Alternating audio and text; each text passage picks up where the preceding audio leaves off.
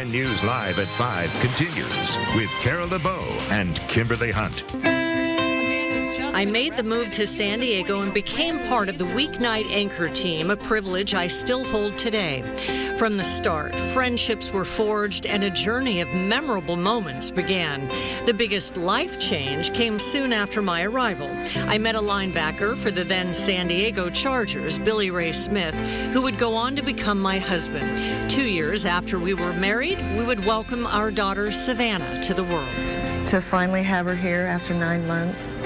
It's great. Can't wait for the rest of her life.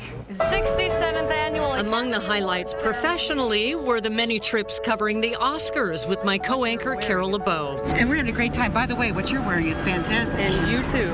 And the one-on-one interview with President Bill Clinton on the East Lawn of the White House.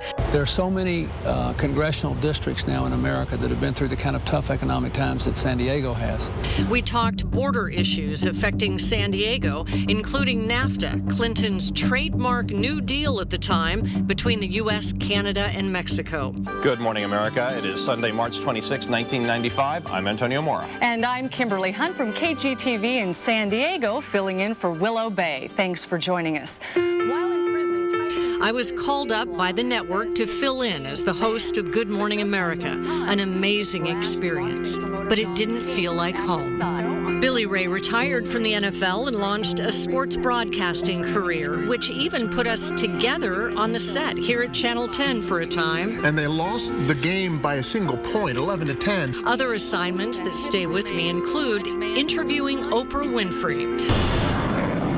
We are going to be pulling about 6 Gs. Riding with the Blue Angels, covering the Super Bowl. that hurts. And the Republican National Convention. But my passion has always been the stories that affect San Diego because of our position on the U.S. border with Mexico. One of the first stories I did at Channel 10 was Maquiladora's economic boon or toxic time bomb. It exposed the toxic chemicals discarded from factories lining the border and showed how those chemicals were leaching into the groundwater in puddles in Tijuana. It was poisoning well water and leaving children who walked to school each day with skin rashes and worse.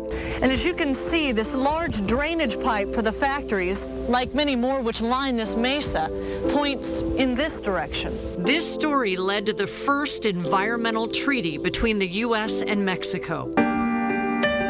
I've reported the ugly truth about San Diego's sex trafficking problem, our place on the national sex trafficking circuit, the open-air brothels hiding in San Diego's upscale canyons, and the return of a trafficking victim across the border from Mexico and back into the arms of her waiting mother.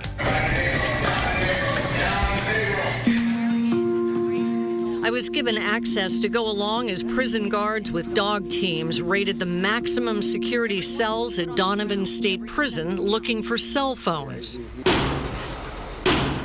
Another took me inside the weapons room of the ATF after they collected the firearms left on the streets of Tijuana after a particularly deadly battle for power between two rival cartels in Mexico. Nothing to declare from Mexico? The Border Patrol took me to the San Isidro port of entry to see their fight to stop drugs from coming into the U.S.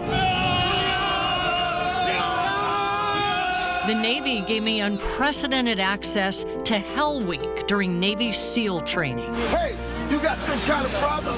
And I've continued to tell the story of the world's smallest mammal, the vaquita, on the brink of extinction just a few hours south of San Diego in the upper Gulf of Mexico. Fewer than 14 vaquita remain on Earth, the tragic victim of rampant illegal fishing in the Sea of Cortez.